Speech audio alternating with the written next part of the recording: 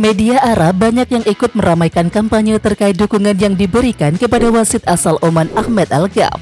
Pasalnya Ahmed Alkaf saat ini tengah diserang oleh dunia, termasuk netizen tanah air, karena keputusan kontroversialnya di laga timnas Indonesia versus Bahrain. Saat ini banyak warga Oman yang menyerukan untuk memberikan dukungan kepada Ahmed Alkaf.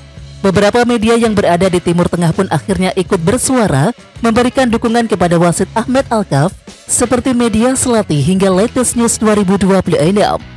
Saya mendukung wasit teluk kita Ahmed Alkaf, dan saya mendukung rakyat Oman dalam kampanye mereka, bunyi pernyataan Media Latest News 2026, dikutip Minggu 13 Oktober 2024. Sementara itu Ahmed Alkaf sendiri memang tengah menjadi viral di dunia karena keputusannya yang membuat Bahrain selamat dari kekalahan.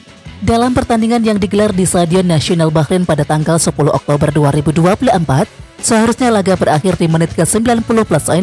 Dan saat itu skornya adalah 2-1 untuk keunggulan timnas Indonesia atas Bahrain. Namun Ahmed Alkaf memilih untuk terus memainkan pertandingan.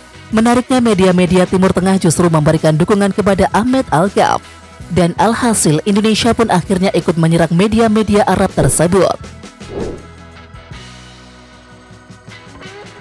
Sebuah video di media sosial Instagram mendadak viral usai menampilkan foto wasit laga Bahrain versus timnas Indonesia Ahmed Alkaf yang tengah diguna-guna atau disantet oleh seseorang.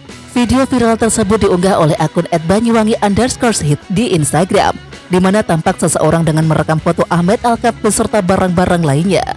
Barang-barang tersebut antara lain adalah sebungkus rokok, korek api, batu akik, telur, bawang merah dan juga bawang putih ditusuk, serta kain kafan yang dibentuk pocong di sebelah foto Ahmed Alkaf. Dalam video tersebut sosok perekam video itu mengeluarkan mantra yang akan seakan-akan tengah mengirim guna-guna kepada wasit asal Oman tersebut.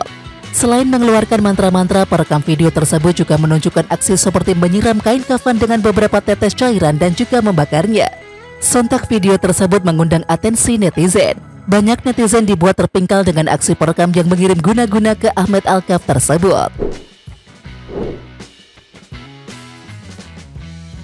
Siapa pemain yang akan dinaturalisasi setelah Kevin Dix, oleh Romeni atau Mauro Zylstra?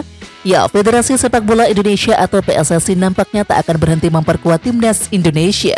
Dan begini jawaban Ketua Umum PSSI Erick Thohir. Setelah sukses mengamankan komitmen Kevin Dix, pencarian bakat berdarah Indonesia di kancah internasional terus berlanjut. Pertemuan antara Erick Thohir dan juga Kevin Dix di Jakarta beberapa waktu yang lalu menandai langkah signifikan dalam proses naturalisasi bek berdarah Maluku tersebut. Kesepakatan yang terjalin membuka peluang bagi Kevin Dix untuk segera memperkuat skuad Garuda. Proses naturalisasi Kevin Dix sendiri telah memasuki tahap yang cukup krusial. Setelah melakoni serangkaian tes kesehatan dan juga memenuhi sejumlah persyaratan administratif, kini tinggal menunggu proses formal seperti pengesahan oleh Presiden, persetujuan DPR hingga upacara pengambilan sumpah sebagai warga negara Indonesia. Namun siapa sosok selanjutnya yang akan menyusul jejak Kevin Dix? Terkait pertanyaan ini, Erick Thohir masih enggan memberikan bocoran. Menurutnya proses pencarian pemain naturalisasi membutuhkan ketelitian dan juga kesabaran. Belum kebayang? Memang belum. Kalau kemarin kan saya jawab ada, sekarang belum, ujar Erick Thohir dalam sebuah wawancara dengan YouTube Liputan 6. Federasi Sepak Bola Indonesia atau PSSI terus berupaya memperkuat skuad Garuda dengan mendatangkan pemain naturalisasi. Kali ini dua penyerang muda asal Belanda yakni Ole Romeni dan juga Mauro Zylstra menjadi target utama.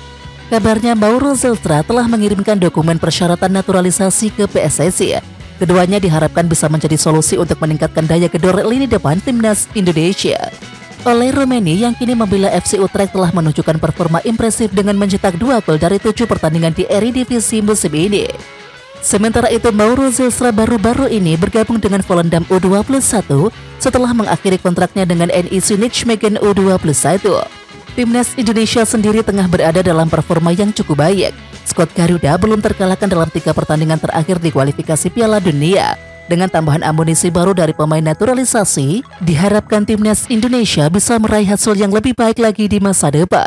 Persaingan di grup memang sangat ketat, namun dengan kerja keras dan semangat juang yang tinggi, bukan tidak mungkin timnas Indonesia bisa lolos ke putaran berikutnya. Buntut kartu merah yang diterima saat laga lawan Bahrain, manajer timnas Indonesia Sumarji dipastikan tidak akan mendampingi tim defense saat laga lawan China mendatang. Pada laga lawan China Selasa 15 Oktober 2024 mendatang, Sumarji memastikan dirinya tak bisa mendampingi skuad Garuda di bench. Dan hal ini dikatakan oleh Sumarji saat program Primetime News di Metro TV Sabtu 12 Oktober 2024.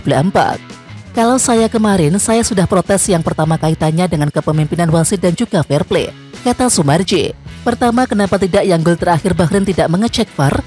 Yang kedua, berkaitan dengan injury time yang semestinya 6 menit kenapa menjadi 9 menit? Kemudian saya juga mempertanyakan kenapa saya di kartu merah. Itu belum dapat jawaban. Tetapi saya tadi udah dapat info untuk pertandingan besok lawan China, saya tidak boleh mendampingi tim di bench, tambahnya. Sementara itu dalam keterangan yang diterima, Sumarji menceritakan kronologi bagaimana dirinya bisa di kartu merah. Ya, jadi ceritanya begini. Ketika wasit memberikan tambahan waktu 6 menit pada babak kedua, saya langsung menyalakan stopwatch di handphone. Ketika waktu sudah memasuki menit ke-96:30 detik, saya langsung bilang ke wasit keempat bahwa pertandingan selesai. Saya bilang finish, tambahnya. Namun ofisial keempat bernama Kasim Matar Al-Hatmi memberikan sinyal bila laga akan selesai 1 menit lagi. Wasit keempat bilang ke kami, 1 menit lagi. Lalu saya bilang oke, tambah Sumarji. Pada akhirnya timnas Indonesia kebobolan pada menit ke-90+9. Sumarji yang melihat para pemain dan juga pelatih defense Memanes langsung maju untuk melakukan protes. Maksud Sumarji adalah agar pemain dan juga pelatih tidak terkena sanksi akibat memprotes terlalu keras. Coach Shin Taeyong saat itu terlihat sangat keras kepada ofisial keempat, kata Sumarji. Melihat itu, saya langsung maju untuk mendahului dia melakukan protes kepada wasit karena biasanya ditakutkan dia mendapatkan kartu merah.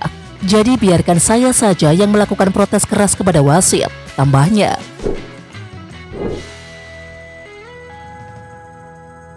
Media China Sohu melaporkan bahwa tim asuhan Branko Ivankovic menggelar latihan secara tertutup jelang lawan timnas Indonesia. Melawan timnas Indonesia ini menjadi laga motivasi buat China bangkit. Tim yang berjulukan Tim Dragon tersebut belum menyerah dan juga bertekad masih meraih kemenangan. Dengan tekad tersebut, China pun serius menatap laga melawan timnas Indonesia. Oleh karena itu, setelah tiba di Qingdao pada tanggal 12 Oktober 2024 pukul 5 sore, China pun langsung menggelar latihan di Stadion Qingdao Guoxin sebagai persiapan melawan tim asuhan Shin Taeyong. Namun yang menjadi sorotan media China Sohu, yakni latihan tim asuhan Branko Ivankovic tersebut digelar secara tertutup. Timnas China gelar latihan tertutup di Qingdao untuk menghadapi timnas Indonesia, tulis Sohu.com Minggu 13 Oktober 2024. Ya, China dipastikan melakoni perjalanan panjang sebelum melakoni latihan perdana di Qingdao. Bahkan China datang lebih terlambat dibandingkan dengan timnas Indonesia. Hal ini karena China berangkat dari Adelaide, Australia pada tanggal 11 Oktober 2024 pukul 16.00 waktu Indonesia Barat. China sedikit terlambat sampai di Qingdao karena mereka memutuskan untuk beristirahat terlebih dahulu di Australia, alih-alih langsung balik seusai pertandingan. Walaupun akhirnya China memutuskan untuk menggunakan penerbangan charter untuk langsung menuju Qingdao, tim memilih untuk istirahat terlebih dahulu dan baru bertolak pada siang 11 Oktober 2024. Dengan penerbangan charter tersebut, China pun menghemat banyak waktu karena perjalanan dari Adelaide ke Qingdao hanya membutuhkan waktu 8 jam dibandingkan singkat di Sydney. Setelah tiba, mereka menggelar latihan tertutup pada sore harinya. Sementara itu, menurut media China, latihan tertutup ini jarang terjadi. China biasanya berlatih dengan latihan terbuka pada 15 menit pertama selama penyisihan Piala Dunia ini. Namun pada 12 Oktober 2024, China menggelar latihan tertutup untuk melawan timnas Indonesia. Menurut media China, ini memang jarang terjadi. Kapten timnas Indonesia J.H. mengakui bahwa hasil imbang dari Bahrain adalah sebuah kerugian. Namun ia menekankan skuad Garuda tak akan menyerah. Pemain Venezia FC tersebut tetap menjaga semangat timnas Indonesia. Ia bahkan berusaha untuk menjaga semangat pecinta sepak bola tanah air bahwa semua pihak harus belajar dari hasil kemarin.